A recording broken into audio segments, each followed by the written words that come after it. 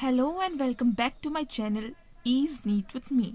Today I am here to explain you the different plant life cycle and the meaning of alteration of generation. For understanding the different life cycles in plant, first of all we need to understand what is alternation of generation. So let's get started. एक plant के sexual cycle में दो important phases होते हैं. First one is sporophytic phase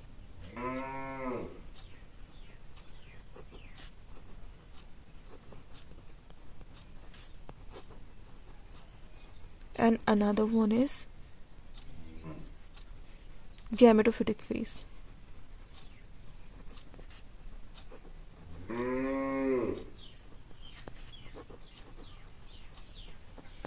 और ये दोनों phase ही क्या होते हैं, कुछ कुछ प्रोसेसेस के थ्रू अंडरगो होते हैं और एक दूसरे में चेंज होते हैं. और स्पोरोफिटिक से गेमेटोफिटिक, गेमेटोफिटिक से स्पोरोफिटिक, और इसी को बोलते हैं alternation of generation.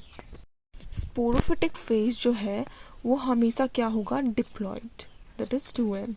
And gametophytic phase जो है वो हमेशा हैप्लॉयड होगा. अब देखते हैं कि ये दोनों आपस में कैसे एक दूसरे में चेंज होते हैं. जैसे कि आपको अभी मैंने बताया, स्पोरोफिटिक फेज में क्या होगा, जो भी डिप्लॉयड स्टेज है वो होगा, और गेमेटोफाइट में haploid.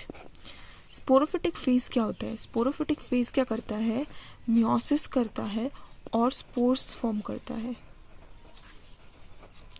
And these spores are haploid. ये स्पोर्स क्या करता है, गैमेटोफाइट बनाता है, और ये गैमेटोफाइट क्या करता है, माइटोसिस करके गैमेट बनाता है. गैमेट्स, जब गैमेट्स बन जाते हैं तो गैमेट्स क्या करेंगे, फ्यूज करके जाइगोट बनाएंगे,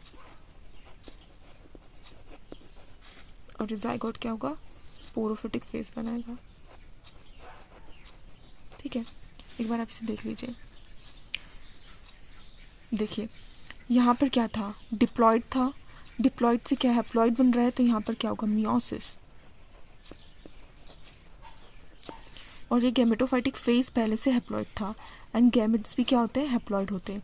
तो ये यहाँ पर प्रोसेस जो है वो माइटोसिस होना पड़ेगा. इसमें आपको जितने भी हैप्लॉयड दिख रहे हैं वो सारे जो है गैमेटोफाइटिक जनरेशन के स्टेजेस हैं, और जो भी डिप्लॉयड दिख रहे हैं वो सारे स्पोरोफिटिक जनरेशन के फेजेस हैं. ठीक है, अगर मैं आपसे पूछूं कि इसमें से first cell of gametophytic generation कौन सा होगा, तो सबसे पहले हैप्लॉयड सेल कौन सा बन रहा है, स्पोर्स. तो स्पोर्स क्या होगा, first cell of gametophytic generation. So don't get confuse. Gametophytic phase का first cell is not gamete, that is spore. ठीक है, क्योंकि स्पोर हैप्लॉयड है तो ये क्या होगा, इसका ही गैमेटोफाइटिक जनरेशन का ही एक फेज होगा. ठीक है, अब आपको ऑल्टरनेशन ऑफ जनरेशन क्या है ये पता चल गया. तो अब हमारे एनसीईआरटी में जो है प्लांट्स के लिए 3 लाइफ साइकिल दिया गया है, हम उसे डिस्कस करेंगे. सो जो सबसे फर्स्ट हम लोगों को एनसीईआरटी में दिया गया है वो है हैप्लॉन्टिक लाइफ साइकिल, जो कि मोस्ट ऑफ द एल्गेज में हम लोगों को दिखाई पड़ता है.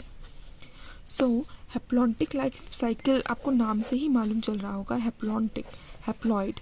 हैप्लॉन्टिक लाइफ साइकिल में इस वीडियो में मैं सिर्फ हैप्लॉन्टिक प्लांट साइकिल को डिस्कस करूँगी, बाकी दूसरों के लिए मैं दूसरा पार्ट बनाऊँगी.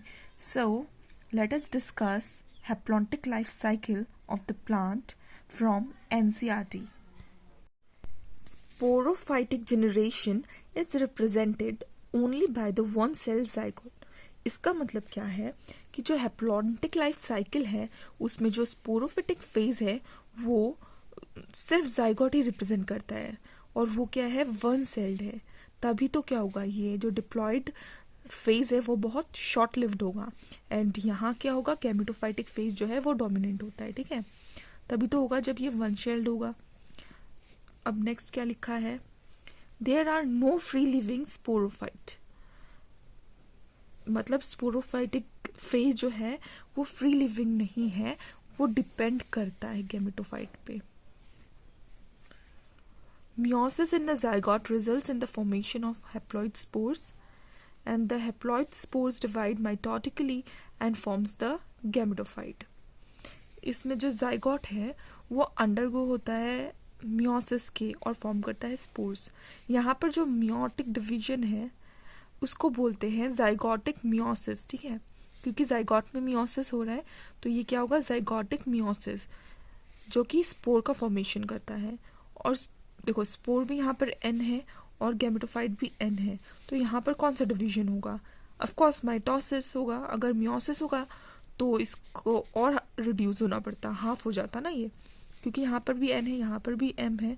क्रोमोसोम नंबर सेम रखने के लिए जो डिवीजन है वो माइटोसिस होना पड़ता है। तो जो स्पोर है वो माइटोटिक डिवीजन करके गैमेटोफाइट फॉर्म करेगा। और क्या लिखा है यहाँ पे, The dominant photosynthetic phase in such plant is the free-living gametophyte. Haplontic life cycle में dominant phase क्या है, gametophyte, ठीक है। This kind of life cycle is termed as haplontic. जब dominant हो गया gametophytic stage जिसमें कि haploid cells ही हैं, तो ये क्या हो गया, haplontic life cycle। Gametophyte gametogenesis के through male and female gametes बनाते हैं जो फिर फ्यूज करके जाइगोट फॉर्म करता है, ठीक है। सिनगैमी क्या है, fusion of male and female gametes जो कि जाइगोट बनाएगा और फिर से ये साइकिल रिपीट होगा, ठीक है।